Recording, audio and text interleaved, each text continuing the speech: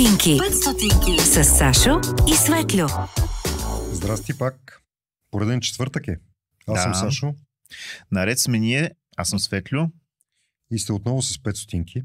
И сме с Надя Брайт, която може би познавате като радиоводещ. Обаче се оказа, че тя има на брой шапки, които си слага. От това да бъде HR, през това да бъде коуч, през това да пише книги. И да издава сега втора. Друго какво прави?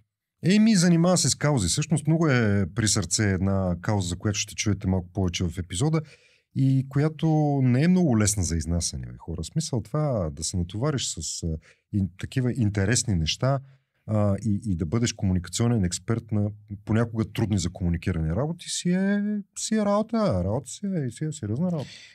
И ще видите много, или поне ще чуете, много интересни детайли от това какво представлява домашното насилие, как в момента то е актуална тема, защо е актуална тема, какво се прави по въпроса. Въобще неща, които са така много приятна тема за една социална кауза. Така. А пък тя е взела много при сърце тази тема. И не звучим като още от същото, което ще си помислите веднага, като чуете домашно насилие. Не звучим като още от същото. Не се бием в епизода. Да, нито се бием в епизода, нито спорим, нито си дърпаме, коси, сутиени и така нататък, каквото има. А по-скоро се опитваме да погледнем от човешката страна и то с човек, който е и стендъп комедиант, което не казахме като шапка в началото. Сета. Заповядайте в епизода, а междувременно отдолу знаете два линка. Има Patreon бутон и има Buy Me a Coffee.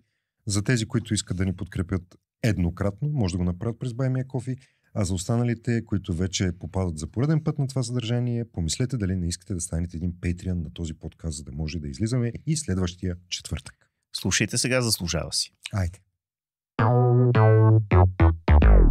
Това е подкастът 5 стотинки. И така, както сте разбрали от интрото, днес с нас е Надя Брайт, която аз знам като стендъп комик. После някак си изведнъж се появи като интервюиращ Владо, който вие познавате, защото някога сте го виждали в кадър. Нали? Този дед подпира тавана, ако не се сещате. Ако сте виждали камерата леко наклонена нагоре, това да. Той участва там при нея и оня ден, като си говорихме така и викам, Владо, що не вземеш така, имаш шорткът да поканим. Нали. После обаче, като се загледах, се оказа, че ти си HR. Бях, да. Какво си правила като Не HR? само HR, аз съм била консултант на директори. Малка практика, но с много стабилни хора за управление на екипи. Това е нещо, което аз много не говоря, защото то няма смисъл много да се говори публично. Има смисъл, ако ще се продаваш като такъв на единици хора. Успях да се продам на 2-3 с много сериозни бизнеси да ги консултирам за менеджерски стил и динамика и за динамиката в техните екипи. Аз научих супер много и така. Но това е практика, в която трябва да си много амбициозен. Трябва да си наистина амбициозен, да се доказваш да искаш това нещо да го правиш. Аз не съм така амбициозна и си продължих, но консултанта е много сладка работа, защото консултанта не е като коуча, което също работи. Коучът ти задава въпроси, а консултантът ти казва неща. И нищо не трябва да прави. Който не може, учи другите. Абсолютно. Чудесно. За какво ставаш преподавател? Треньори, така наречените, и знаем, че това е най-сладката работа. Да даваш акъл. Пената. Да. Ако не знаеш, то и пената. И треньор. После, каквото стане? Не се качвайте, докато не дойде автобус.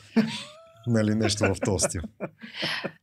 Но това ми е много любима част от биографията. Всъщност кратка, но много любима, защото ме наемаха хора, които са с много утвърден стил на работа и са си много напред в живота и много не позволяват някой да им каже нещо. И някакси аз успявах. Сега, доколко те са ме послушали, това вече е техен проблем, но работих го известно време, да.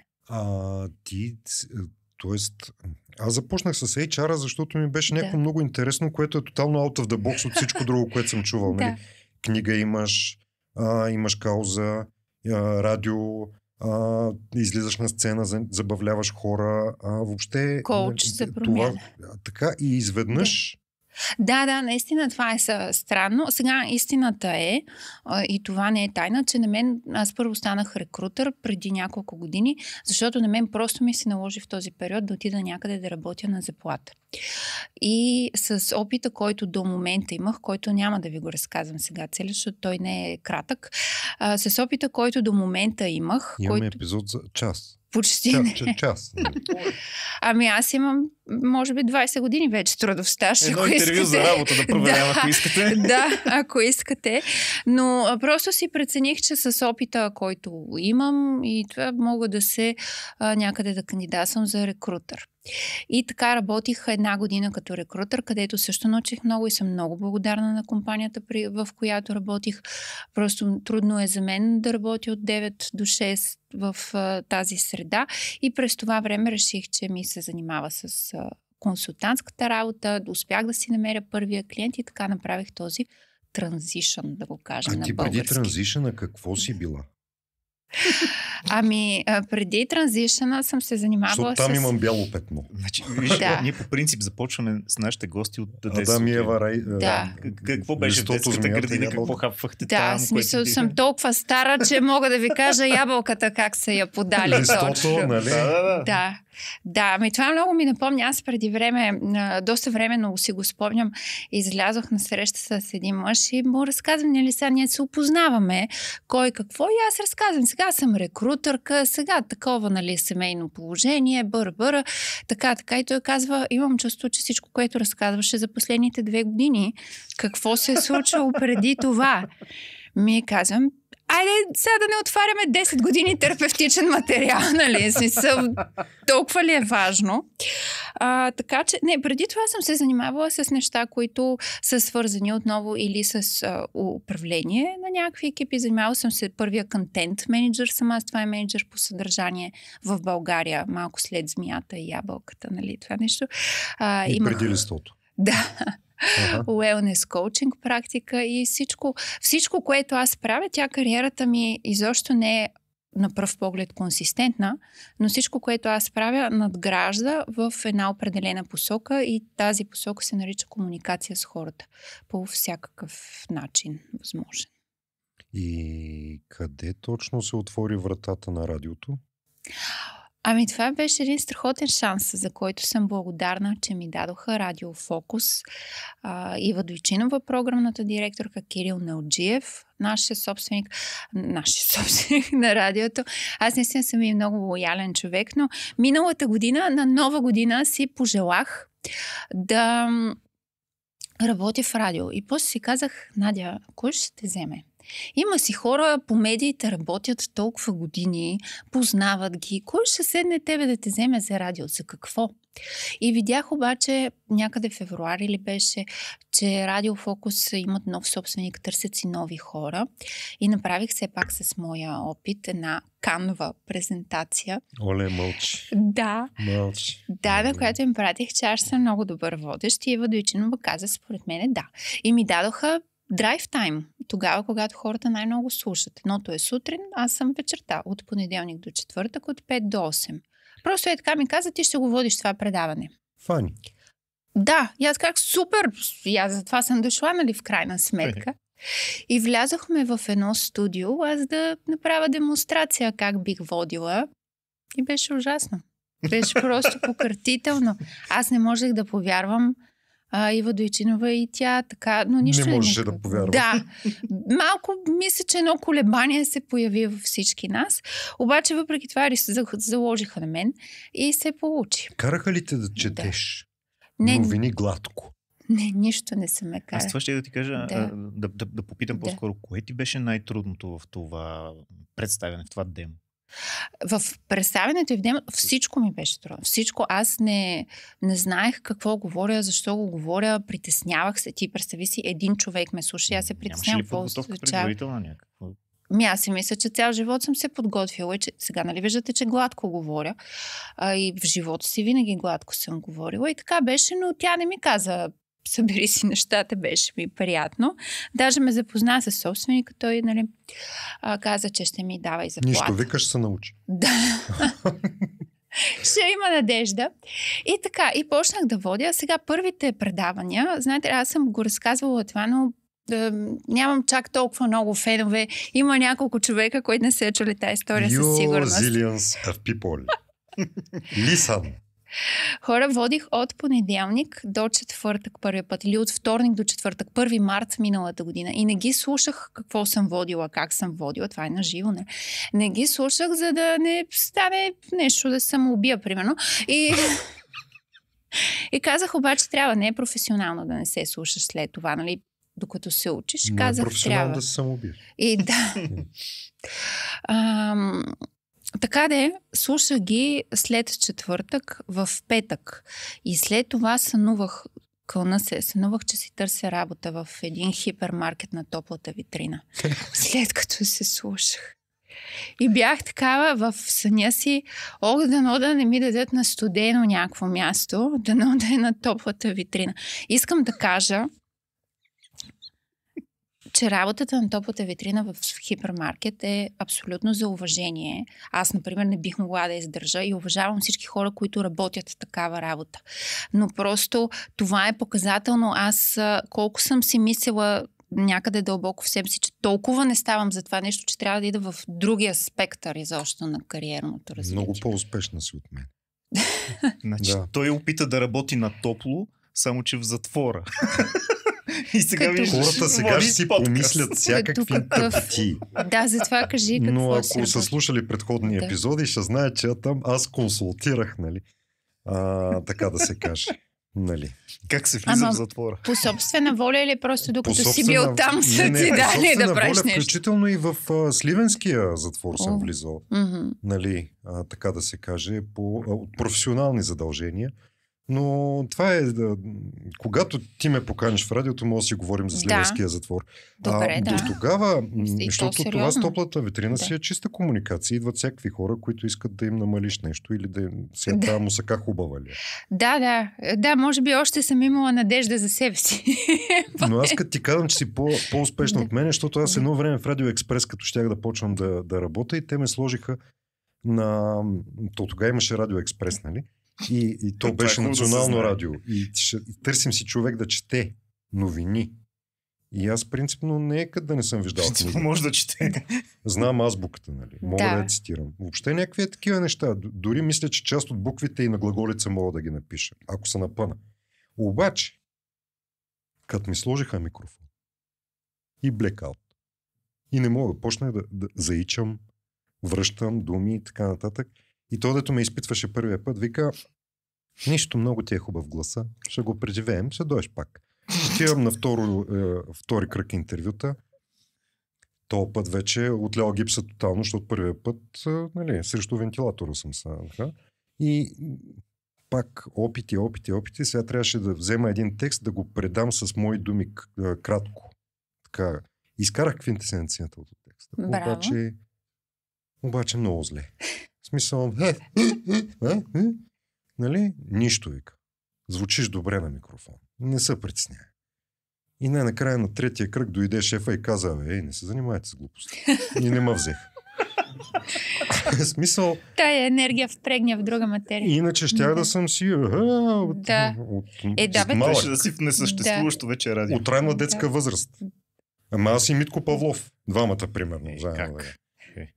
Мъжете в българския ефир. Нали ви Между- видяхме заедно един срещу друг? Да.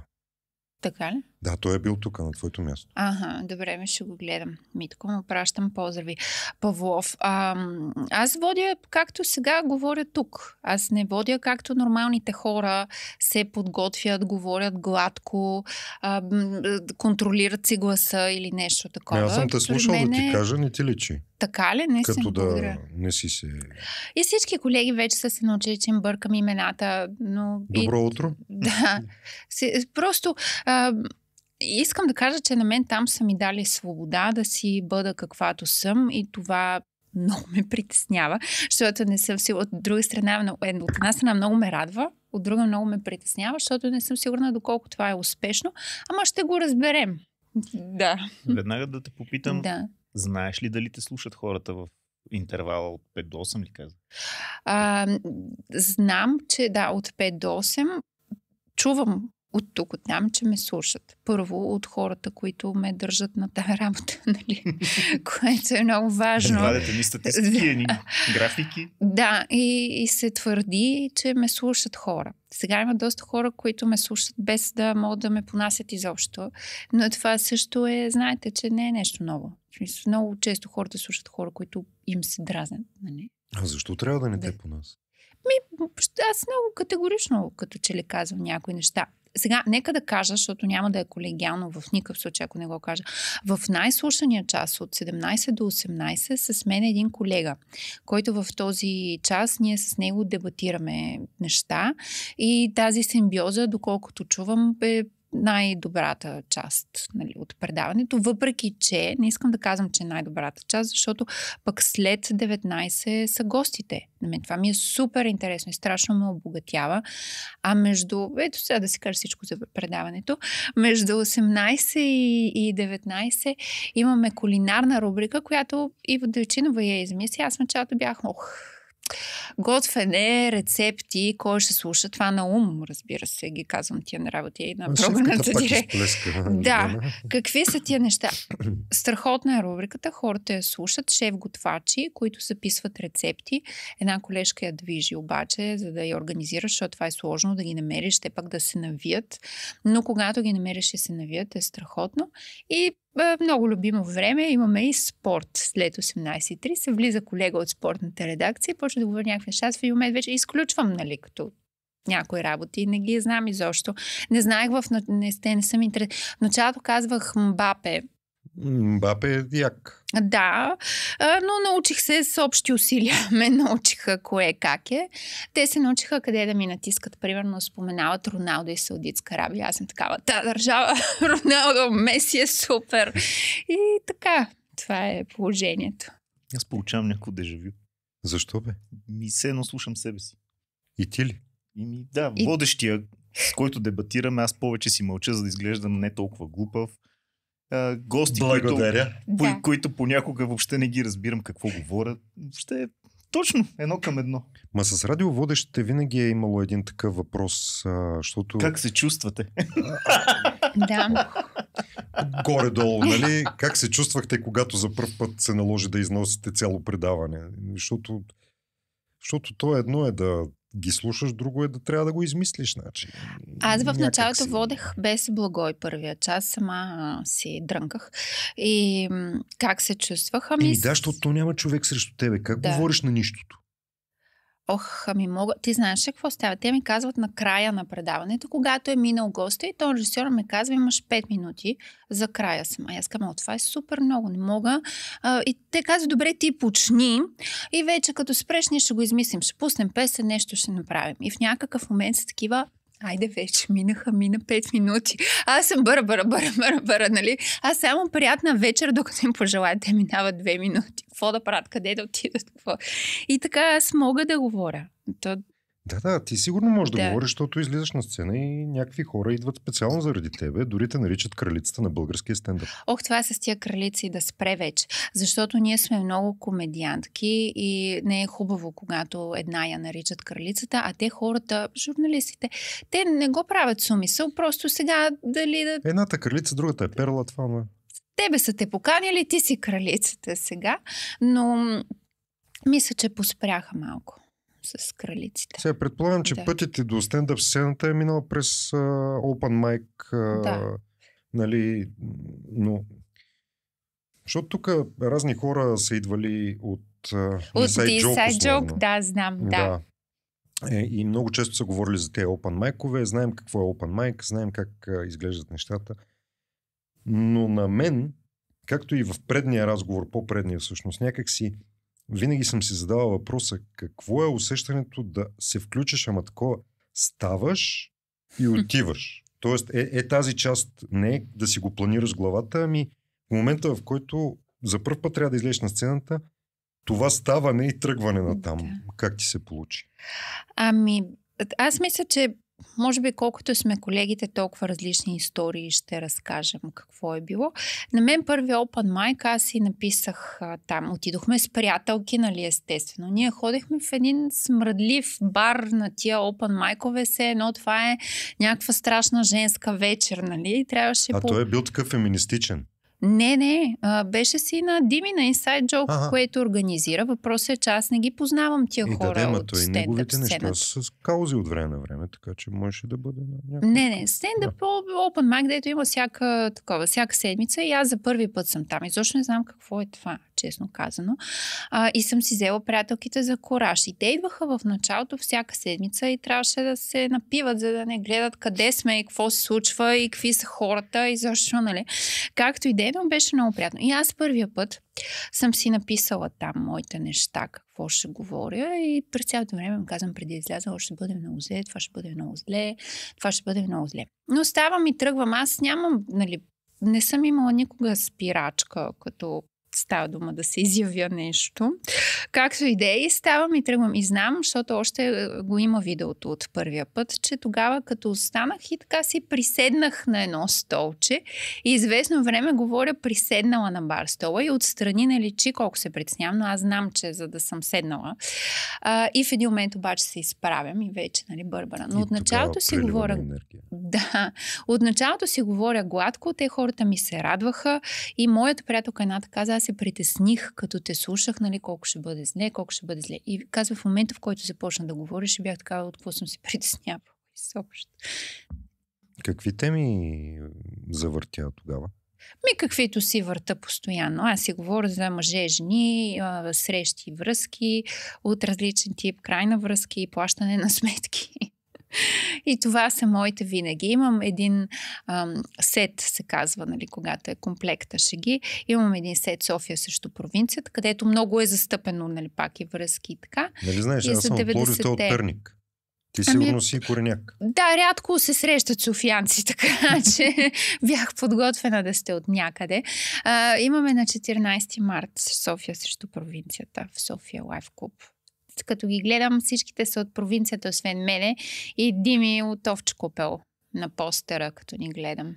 Ние май ще пуснем епизода след 14 март. Нищо. Вероятно, да.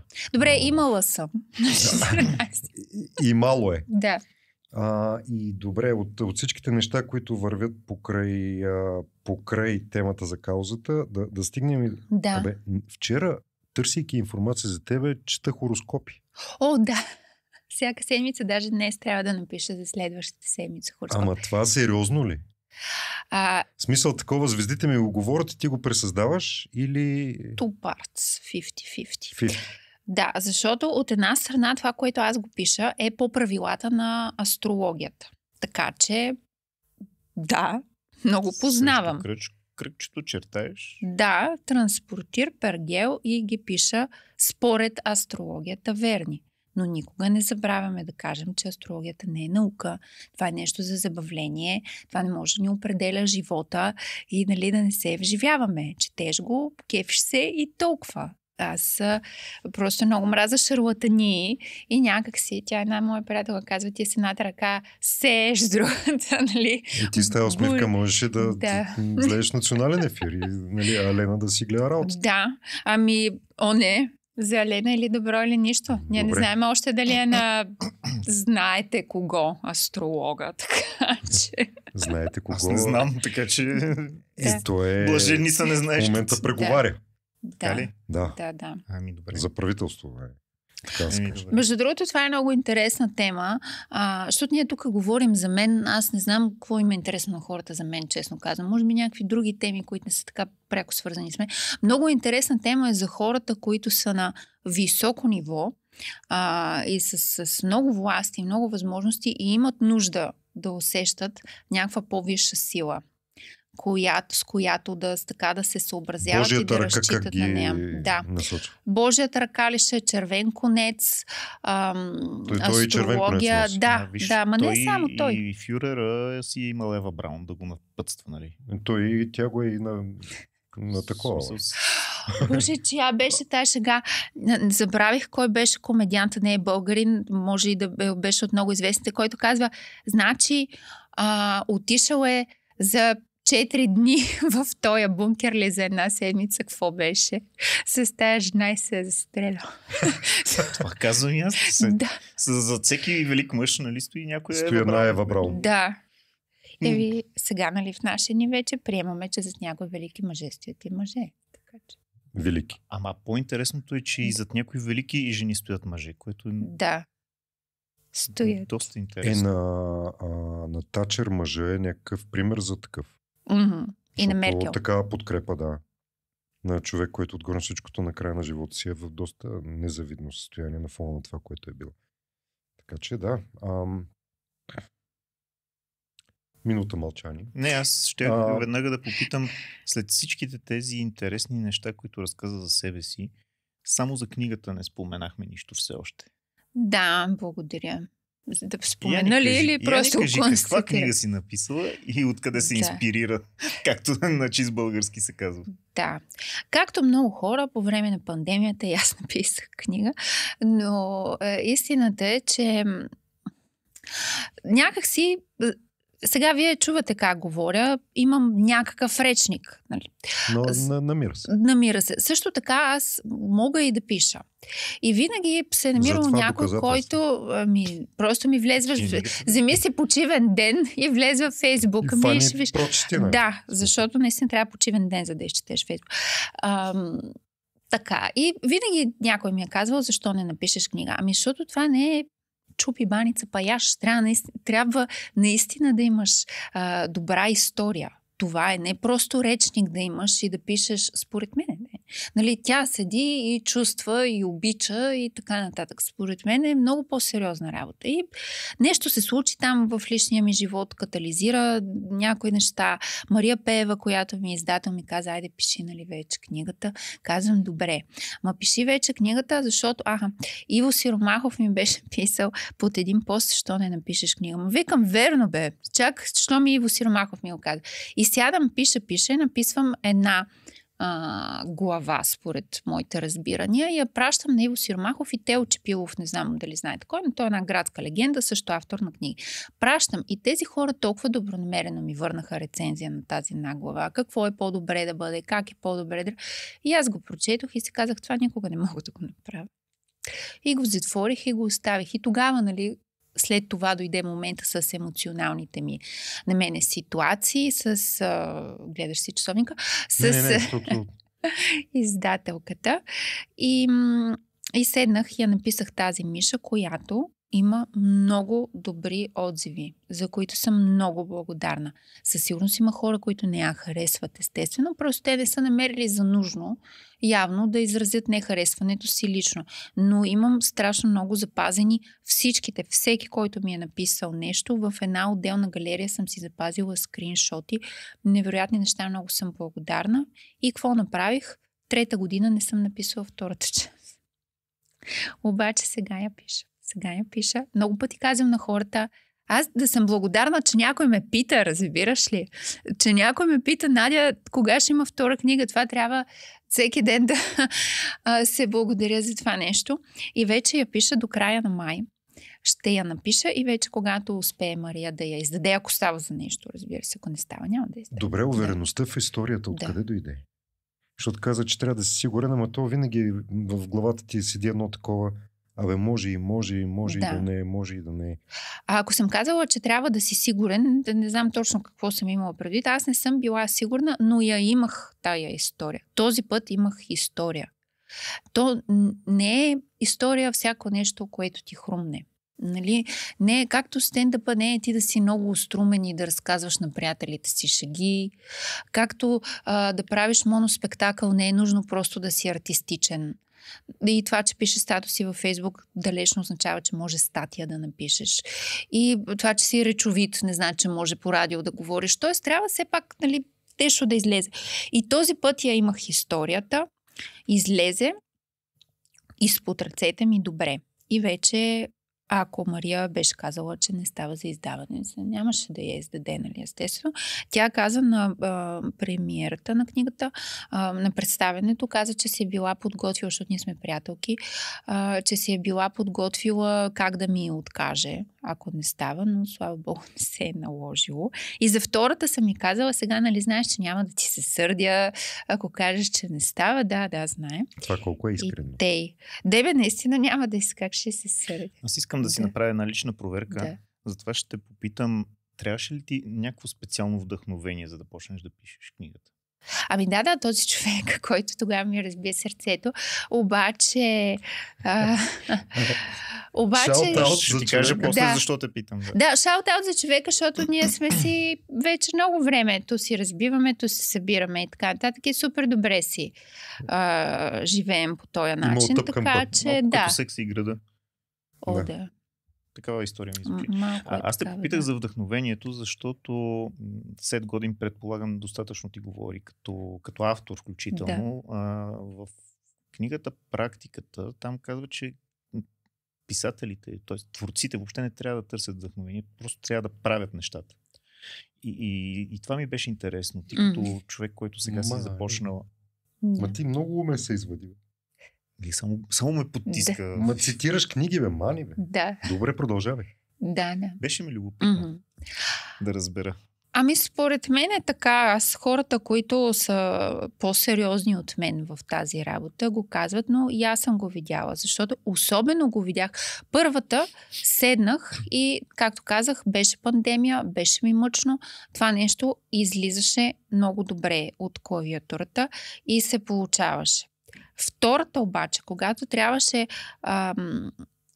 когато зависеше от мен аз да седна и да го правя, аз се офлянквах и си казах, нали, днес, утре, еди какво си, сега ми е такова, утре ми е онакова. И в този период, в който фактически нямах продукция, разбрах, че наистина трябва да се работи. Аз може сега много да се вдъхновя, какво значение има това? Нали? Важното е да го напишеш. И другото, което е, ако човек има някакъв талант, защото сега не искам да твърдя, че имам талант, но ако има някакъв талант, те излизат нещата, като влезеш в работата. Така че, да. И така да е, хората, които искат нещо да правят, свързано с творчество, да не се потискат, а да правят неща, докато им излезе нещо добро. Ти въртиш нещата около комуникацията, понеже казваш, че целият ти път е свързан с това. Какво могат да видят читателите на твоята книга в нея? Какво ще разберат от историята там? Малко да ни отвориш вратата за тези, които може и да не са случайно чели пък, все още. Ами, едно от нещата, които аз изтъквам като предимство с чиста съвест, защото има други работи, които са субективни и не смея да се изтъквам, но това, което изтъквам с чиста съвест, е, че героите са изградени психологически. Не както аз си представям, че би било, а както наистина би се случило. Те имат някаква история от детството си, която след това, и мисля, че това съм го направила без да го слагам на плакат. Той, понеже баща му го биеше и той сега, нали, това прави. Мисля, че просто през историята, което за мен е по-ценното в повествованието, не през той си мислеше и се чувстваше, както казах преди малко, а през историята, това съм показала, защото има много хубави произведения, много хубави и филми, и книги, в които се вижда, че малко се слага нелогично от гледна точка на психологическия портрет. Тя си е интересна история. Мога да ви дам, за пример, последното, което съм видяла, което подлежи на дискусия. Ама сега само като пример ще го дам сериала Succession. Не знам дали го изгледахте. В сериала Succession, когато те вече го извъртяха, това не е голям спойлер, като умря стария. Смисъл, ако не се сещате, че стария ще умре. Значи той умрял. Да. Изведнъж много... Да, той умрял.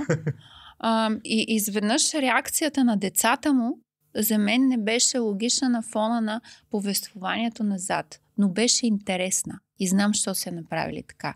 Ето, аз мисля, че в моята книга съм избягала от това просто да е интересно, и съм ги направила така логични и всеки си има някаква завъртяна история. Но става дума за една млада жена, която финансово си щрака с пръсти. Това е много важно, за да можеш да си позволиш много емоции, нали, интересен живот. Финансово си щрака с пръсти, това е, нали, и вече си избира между някакви мъже, от които всичките са добри, ама никой не е баш добър. Те са много интересни, според мене, за мене. Може да са някои да не са. Те са с интересни животи, с интересни характери и така.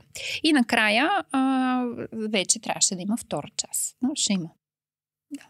И книгата не е чак толкова забавна, доколкото знам. Не е забавна.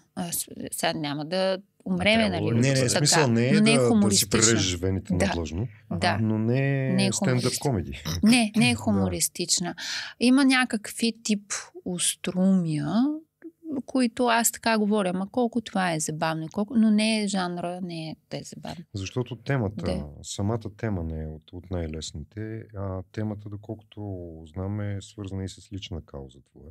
Да, но това го има застъпено с домашното насилие, то не е основна каузата ми, домашното насилие, то не е основна там история. В смисъл, то може като история да е основно, но не е така... обърках се. Не е на моята героиня това е историята. Моята героиня има. Чакай, има. Цялата работа е част, знаете ли, що го включих домашното насилие? Защо? И то така фронтално, in your face, нали, да има домашно насилие. Защото едната част е тя как е расла, но тя не е расла в условия на домашно насилие. Друг вид е това, което, нали, няма сега да го казвам. Но има една история, която е съвсем домашно насилие. И нея я включих, защото аз исках, макар и измислена, книгата все пак да е реалистична, как да разкажеш една съвременна реалистична история за българи без това да присъства. Честно. В смисъл. Ето тук някъде е въпроса. В това общество, в което имаме възможността да живеем, защото то нямаме избор много, нито... В смисъл, като локация може би. Да. Но като време няма как да си изберем времето, в което живеем.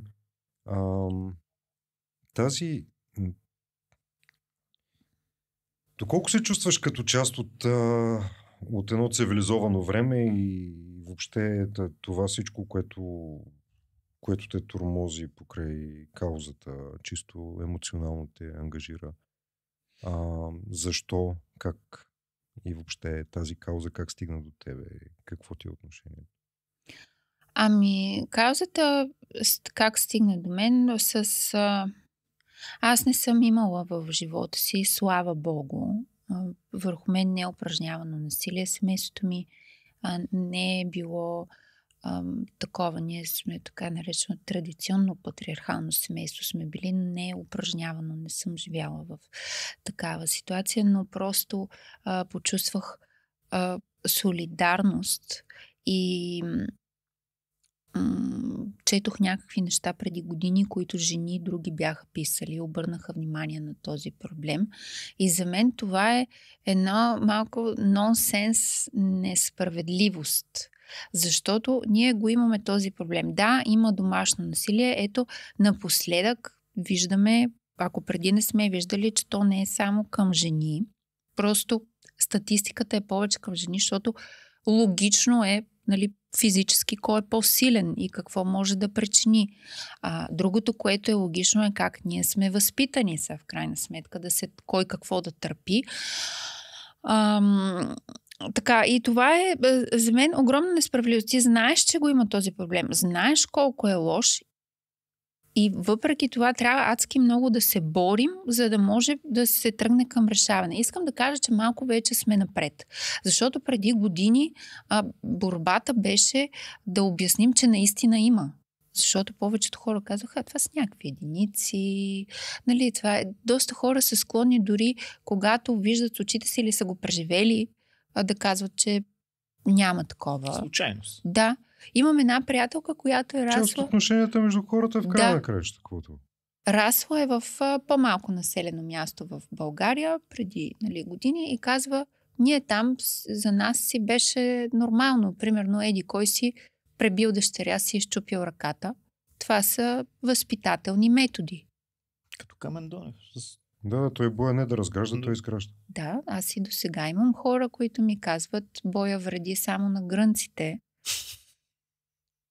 И аз знам, че това е част от мисленето. И така, вече се знае, че има домашно насилие в България. Тук вече споровете са други. Кой да помага? Дали да помагат НПО-тата или те са маша на сатаната? Дали като помагаме на жените не вредим на мъжете? Всъщност.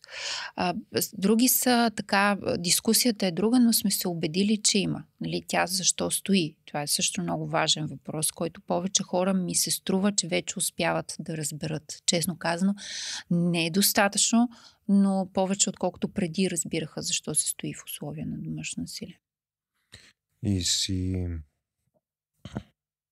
Това с грънците, между другото, хич не беше... За пръв път го чувам. Ами да, но то така като го слушаш, нали си даш сметка преди колко години е измислено с грънците и аз го чувам и в нашия дни.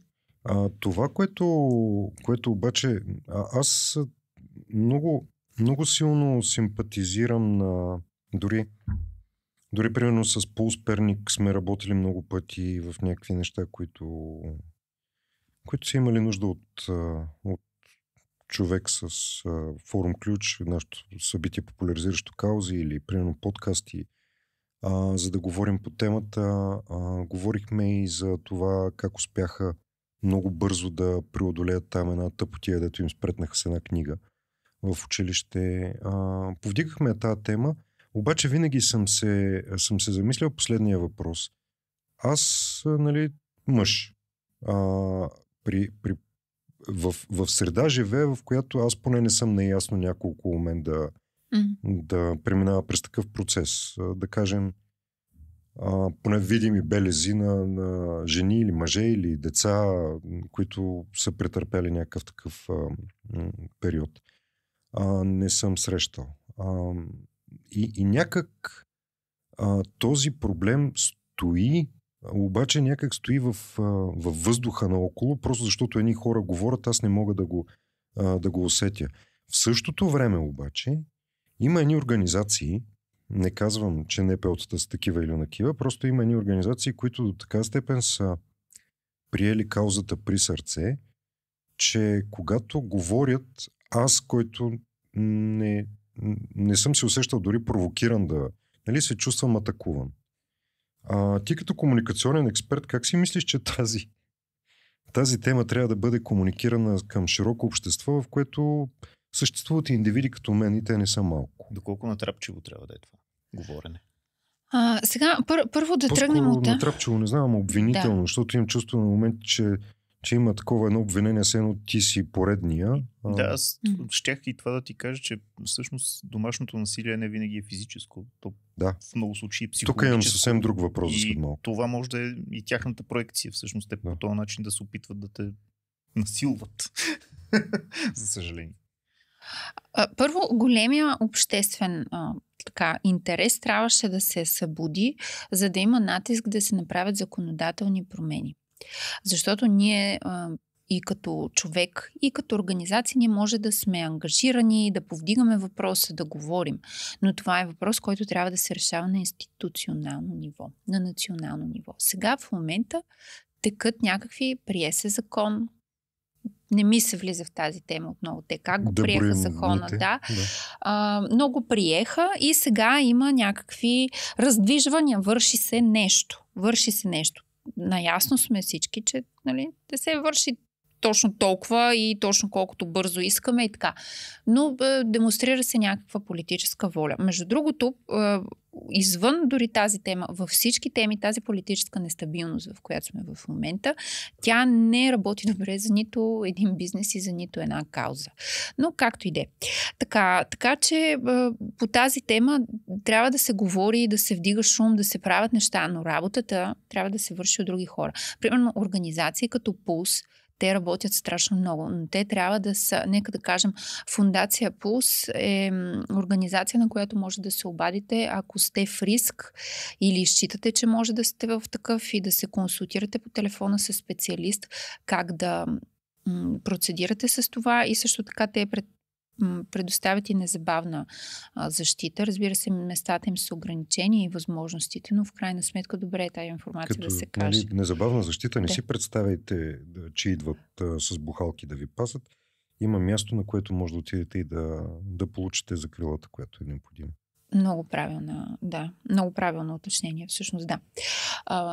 Така. И те работят много. Те трябва да са субсидиарни в държавата. Те не трябва да са тия, които изнасят работата, а в момента НПО-тата са тези, които изнасят работата. Така, т.е. ако някой има проблем с НПО-тата, да си го насочи към държавата, а не към НПО-тата. По отношение на говоренето, съгласна съм. Аз самата имам много антифенове заради начина, по който говоря. И честно казано, за много голяма част от антифеновете ми изобщо не ми дреме, че са антифенове. Но... живи и здрави. Да, в крайна сметка аз не говоря неща, за да имам фенове, а защото смятам, че това е което искам да кажа. Но истина е, че когато имаш комуникационна политика, която избягваш на момента емоционално да се изказваш или когато пишеш нещо, например, си даваш сметка от среща кой чете, че той човек не е в твоята ситуация, не е в твоята експертност, не е в степента на твоя интерес дори. Много организации, не само свързани с домашното насилие, техните хедове, нали, хора, които са шефчата. Да, просто много горят в каузите си и понякога много емоционално и дълго пишат и се палят още повече и още повече. И ние, понеже можем веднага да се изразим, и това отблъсква част от... И сложничко е. Наистина трябва да има някой отстрани, който да ти казва сега не е момента точно да се изказваш. Да не предобриш ситуацията. Да. Другото, което ако влезем, защото правя и обучение за... комуникация с токсични събеседници. И там казвам, според мен, едно от най-важните неща за токсичните събеседници. Ако ти влезеш в неговия разговор, веднага си загубил. Тоест, ако ме нападат някакви, дойдат, примерно, от неблокираните антифенове и почнат да ми пишат, ама те жените си го търсят или някакви такива неща. Ако аз вляза на тях да им отговарям, почвам да им обяснявам, не, жените не си го търсят, просто ги бият мъжете. Статистиката е, че мъжете повече бият жени. Нищо не постигам, освен, че хората ще прочетат, че аз казвам, не, мъжете бият жени. Така че, понякога това се случва неизбежно. Просто в опита си да се защитиш и да обясниш какво всъщност правиш, влизаш в риторика, която не ти работи. Да.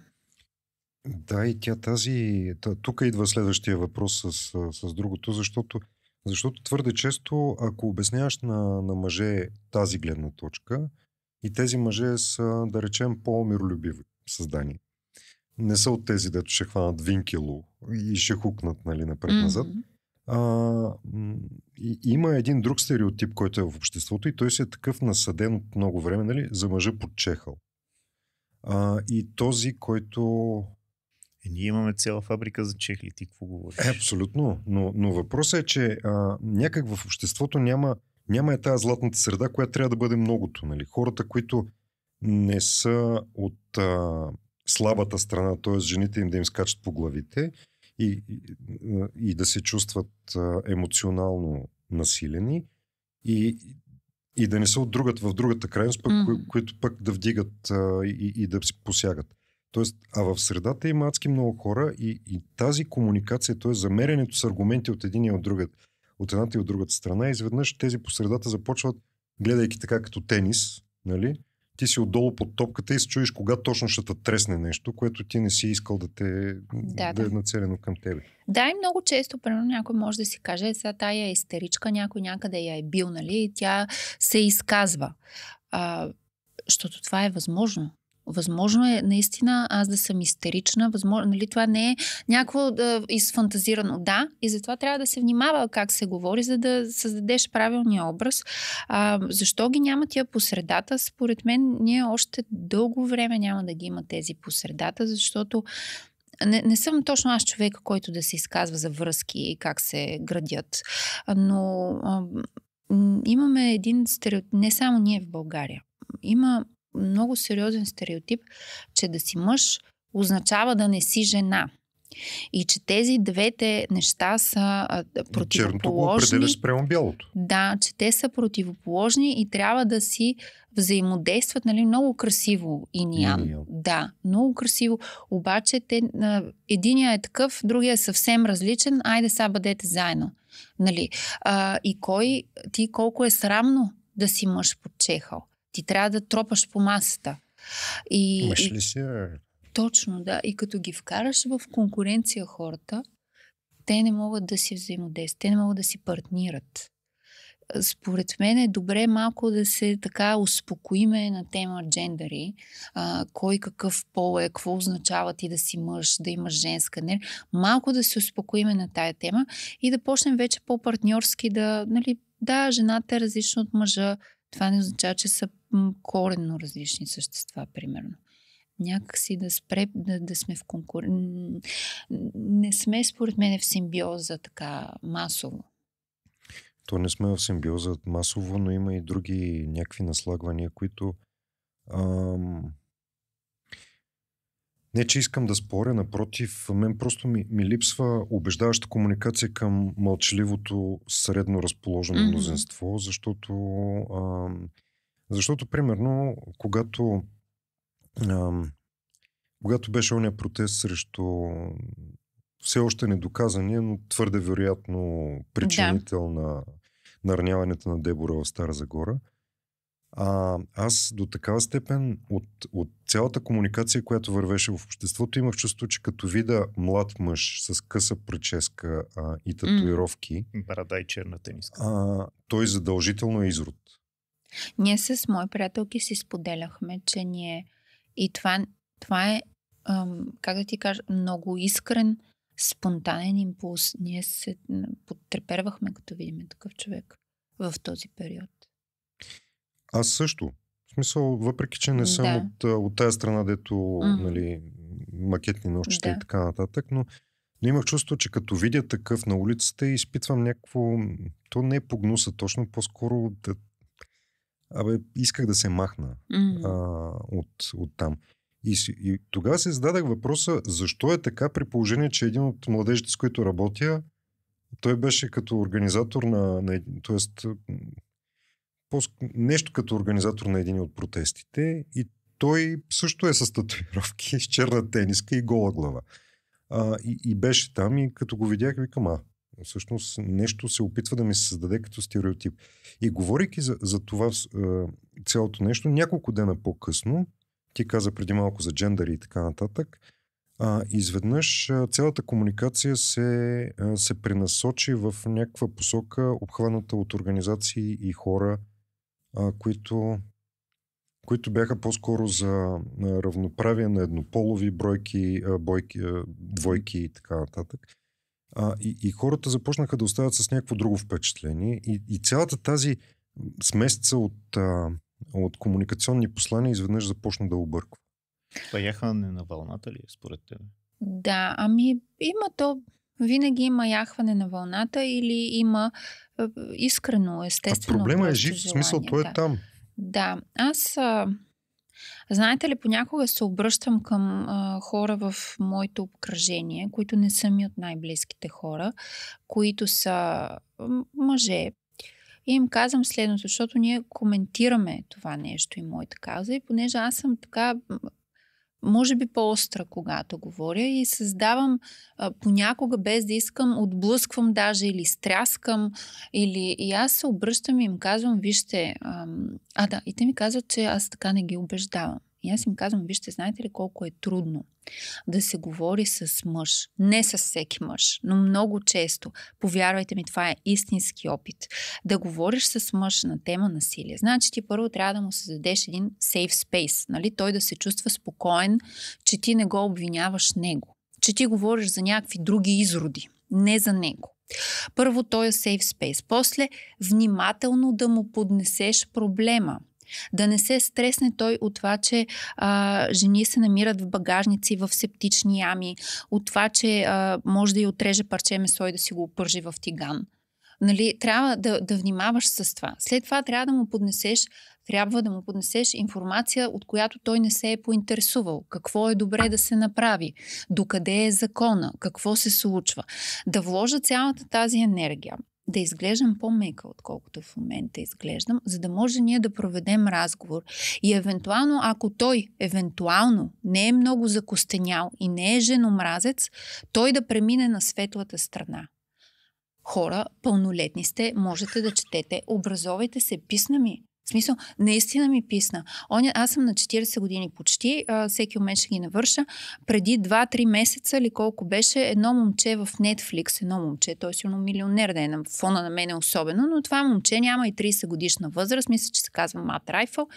Някаква шега за жена в кухнята, която се я набили, затова е в кухнята и това е смешно. Добре. И аз им казвам на комедиантите, нали, моите приятели в общия чат, че няма това да го обсъждам. Не ми е тази тема интересна. И наживо ме хваща единия и ме пита, защо не искаш да го обсъждаш? Ама какво? Ми казвам, защото, приятелю, драг. Аз помня, когато Мартина Вачкова по канал 1, сигурно има 30 години от тогава, е направила тази шега. И на мене просто ми е писнало. Ние трябва ли всяко едно поколение да го откърмиме, той е на почти 30 години, да се погрижиме за него, ние, не той за себе си, да се образова и да му обясниме, виж, може би това малко се изтърка с боя на жени. Така, искам да кажа, че да, от едната страна сигурно комуникацията много трябва да се оправи. От другата страна може би е добре хората пък сами да могат да вземат решение те къде ще застанат, когато има някакъв казус. И в този ред на мисли абсолютно съм съгласен. Абсолютно съм съгласен, но ако се върнем обратно към стендъпа, защото ти току-що ме върна присъствал съм на събития, не open майкове, а събития, които са съвсем структурирани, хората си подбрали шегите и така нататък, но там има доста шеги, които са на някаква нали, темата мъже-жени не съм попадал да е толкова едностранчево и изкривено представена. Обаче, примерно, говори се за циганите, като не знам си какви, или за там някаква рабела, дето нещо, т.е. арабин, който не знам си какво. Тоест, те неща наистина се слагат черно-бяло, обаче за да е смешно, се експлоатира пак някакъв стереотип. И това им чувство, че то не възпитава, защото публиката очаква да го чуе. Тя е така възпитана вече. Но не пречупва стереотип. Има хора, които казват и те са прави. Работата на стендъпа е да минава граници, нали, не просто тук сега да си разказваме някакви истории, които всеки може да се сети, да минава граници или понякога дори да те шокира. Дали трябва да минаваме точно границата на простотията? Защото едно е ти да измислиш нещо, което е различно, което пречупва стереотип, което може да шокира с това, че досега не сме се замисляли.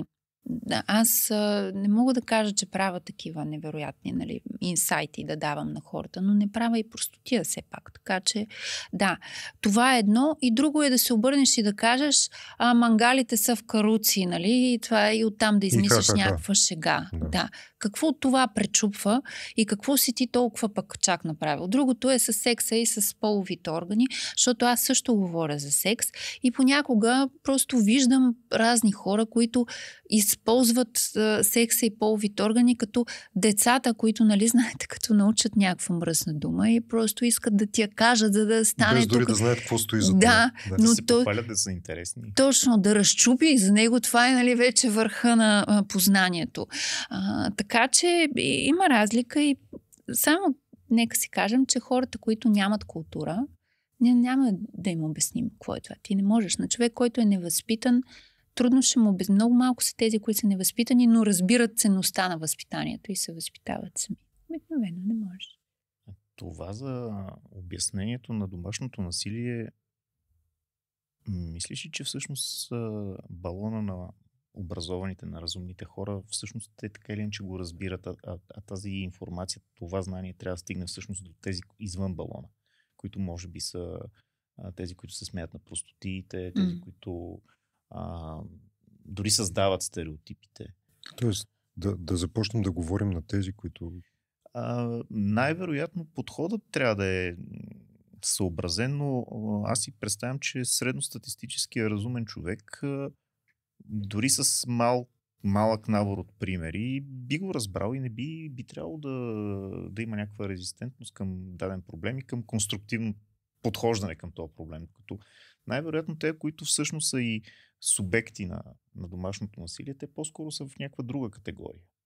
Ами това е мит, че интелигентните и образовани хора по-малко се бият. Това е мит. Те се бият по-тихо. Хората, които, да кажем, живеят в някоя махала, те могат и навънка да я изнесат и да уметат с нея, но насилието не е свързано с толкова силно с интелекта, колкото е свързано с целостта на личността. Ценностна система. На тая личност как е израсла, кой е обичал, кой не я е обичал, кой е показал отношение и какво отношение е показал. Дали се чувства потиснат този човек. Може изключително умни и успели хора, които са умни и успели, защото вътре в тях дреме адска неувереност. Понякога, не всички такива хора, понякога тези хора могат да бъдат много жестоки с най-близките си. Извинявай, може да почувстваш подценен този въпрос, ама като се връщаме към Фройд, тези хора нямат ли възможност да отидат на психолог в крайна сметка? Ами имат, но трябва да го разпознаят като проблем. Тук е работата на обществото. Тук е работата на обществото. Да кажем, това е проблем. Това не е хубаво и не се живее така. Това не е приемливо. Като чуя съседката да крещи, ще се обадя в полицията. Няма да чакам да се убедя дали наистина чувам удари. Когато се обадя в полицията, полицая ще дойде и няма да се държи с мен все едно аз съм за нещо виновна, че се е разкарал. Ще има някакъв механизъм тези хора да нямат право да не му отварят вратата. Защото, между другото, ми се е случвало да не им отварят вратата и те просто да си тръгват. Те нямат право без заповед. Да. Ами, не звучи много добре. Също така, нали, едни хора от един патрул ги бяхме питали и те казаха, ние не можем да проникнем в входа, защото нямаме ключ. И трябва да ни осигурите някой да има ключ, а то е съседния вход. Да. В смисъл, как го правиш това нещо? То има и друг един момент, в който и сега всички, не всички, но доста хора, които знаят по темата. Единият момент е, че те звънят на вратата, жената бита не бита, казва не съм бита, всичко е наред. Да. Тук малко, нали? Да, в държава като Белгия, например, Нидерландия, това не може да се случи. Те не я питат, верно ли те бият. Те го прибират. И ти, ако си пищяла просто, защото си гледала матч, нали, другия път знаеш да не пищиш за това, защото ще го приберат. А ако той те е бил, ти не казваш от страх зад гърба му никой не ме бие, нали, за да затвори той да те довърши, а просто те го прибират. Тоест, това са неща, които някъде са измислени и са направени. Не, че там са се справили, изцяло няма домашно насилие, но каквото могат, правят. Но полицията няма да работи, закони няма да се пишат, ако ние не го разпознаем като проблем. Това не е, защото такива си ги избирате. Какво значи? Като попиташ защо го е избрала той, да, знам, между другото, само да ви метна, знам, че говоря само от жена към, нали, в тая позиция, че жената е жертва, но понеже повече така съм чувала тази риторика и да, физическото насилие е повече към жени. Защо го е избрала? Какъв въпрос задаваш ти? Задаваш въпроса, защо той е пребил тази жена, а не някоя друга? Нали, въпросът трябва да бъде защо той бие жени. Въпросът трябва да бъде защо, например, ти му крещиш от сутрин до вечер и крещиш до тогава, докато не ти прасне два шамара. Защото и това го има. Нали, аз се притеснявам да го кажа, защото веднага давам аргумент в полза на хората, които обезценяват насилието към жени, но това също го има. И това също не е добро. То го има и наскоро, преди година и нещо, много скоро, слушах един друг подкаст, в който се говореше за специално, нали. И имаше зададен въпрос, има ли мъже пострадали от насилие, отговорът беше не. В смисъл категорично такова. Пък той има и финансово насилие, т.е. да ти прибират парите, има психическо насилие. Нали. Да. Пък мъжете са тестостеронни животни, които... Аз съм гледал репортаж от едно гето, дето горкия Манго бягаше от жената, защото тя беше 3 пъти колкото него и си го шамареше доста сериозно. Но това да е постоянно под някакъв тормоз, в един момент да почувства прилив, че е мъж, нали, да направи някоя глупост и те понякога фатална, защото... Да, за това винаги казвам, единственото, което трябва да се направи, когато усетиш, че искаш да удариш, е да не пуснеш. Да напуснеш помещението. Да просто усети ли човек, че иска да... И това го казвам също като агресивен човек. Нали? Аз не бия никого, но не веднъж ми се иска. Но ако имаше пистолет в джоб. Не веднъж ми се искало и да не дава Господ, нали? Човек трябва да се опита да разбере докъде са му границите, но усети ли, че тия граници се минават, да изчезне от тази ситуация. Това е отново пак във връзка с токсичните събеседници. Ти не трябва да си в схемата на този човек. Независимо дали става дума за това ние да сме колеги и ти всеки ден леко да намираш някакъв недостатък в мен и да ми го споделяш. Това е също, нали, токсично, но не е като някой вкъщи да ме държи и да ме бие. Но и за двете ситуации, и за тези по средата между двете, това важи. Ти не трябва да си там, ти не трябва да си на този човек в схемата. И когато някой те предизвиква да го удариш, защото това го има, трябва да се махнеш. И може би завинаги също така. Но конкретно в ситуацията. Добре. Когато сме говорили по някакви теми, свързани с отношения мъже-жени, аз често съм си мислил, че почти всичките ми шефове в кариерата ми са били жени. И като се говори за това, че примерно когато се водят такива спорове, се ползват едни аргументи, които са много, много стандартни според моето мислене за проблеми на западното общество. Западното общество, в което познавам жени, които са били назначавани на позиции, на които преди това е имало мъж и са им давали по-малко пари, което е идиотско. А те могат да свършат много повече. Имал съм шефки, които са били уникални. В смисъл капацитети, наистина. И могат да избутат неща, които не съм много убеден дали мога да изнеса на гръб. И в България не съм засичал, не знам, в частни компании много не съм се ровил, но да имат такова неглижиращо отношение. Но когато започне такъв спор, обикновено се започвам и те примерно са на по-малко ръководни позиции. Аз не съм виждал, имал съм един мъж и той беше абсолютен идиот. Шеф. И някак ми се сблъсква с личния опит. Mm-hmm. В същото време обаче тези реално за мен съществуващите проблеми, които са свързани с агресия вкъщи, което често може да е много прикрита, но чува, вижда се, знае се от медиите. Те не се използват толкова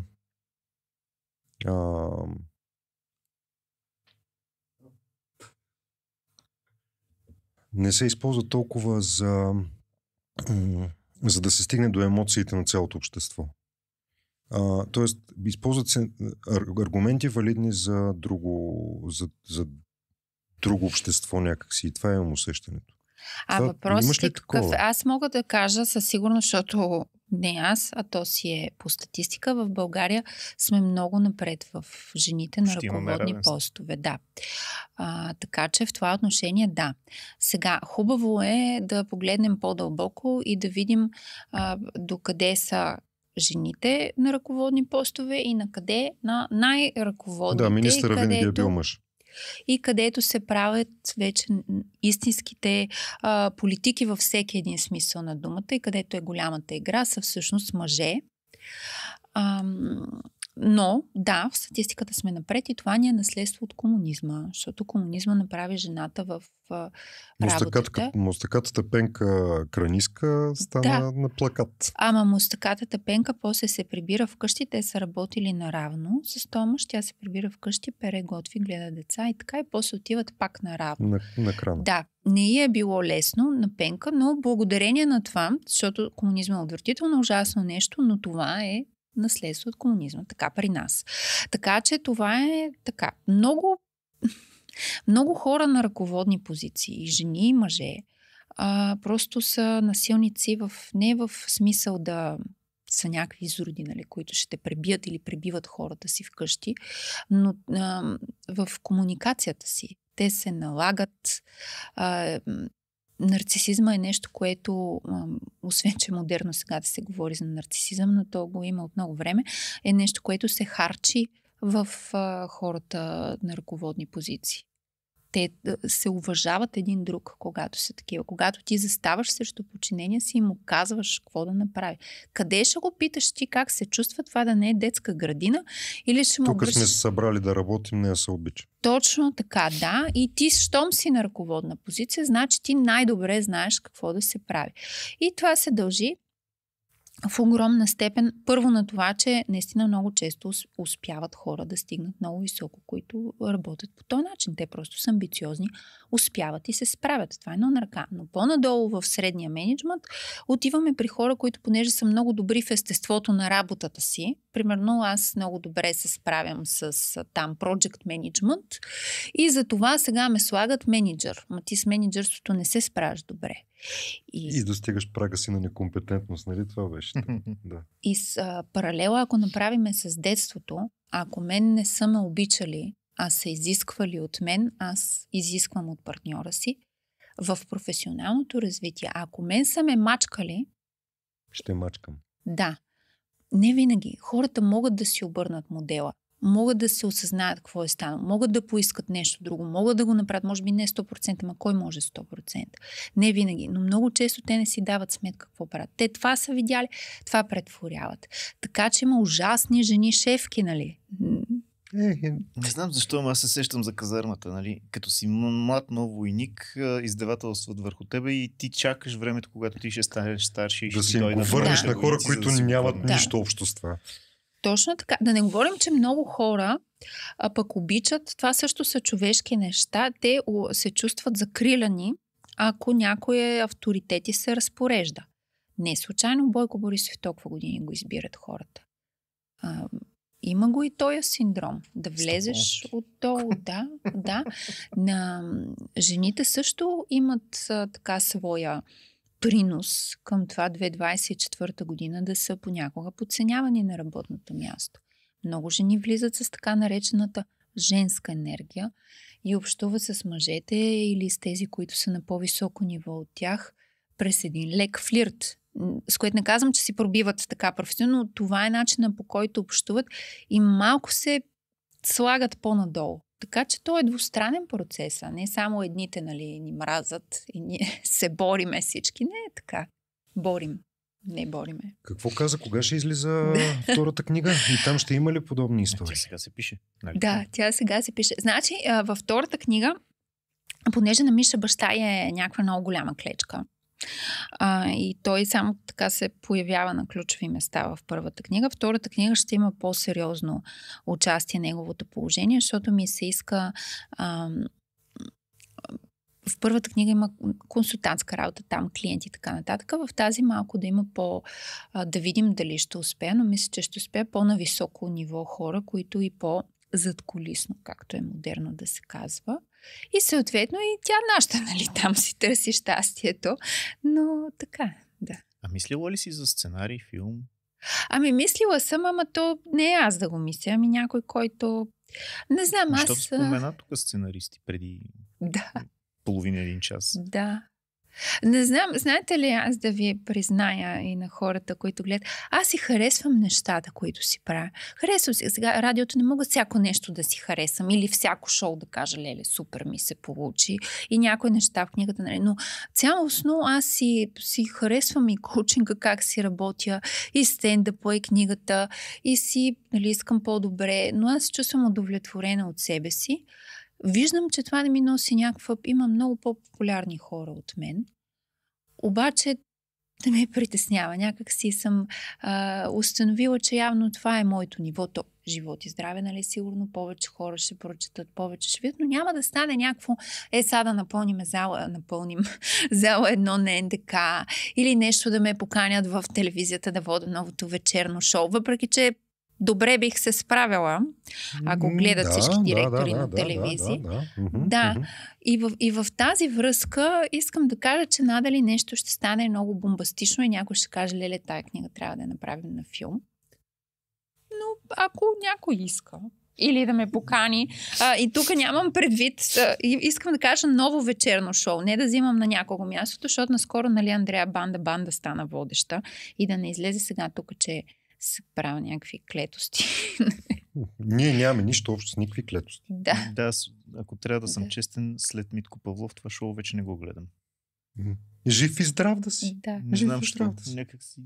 Май е време за 5 стотинки. Добре. Дай ни 5 стотинки. Да. Не се стискай. Да. Ами аз...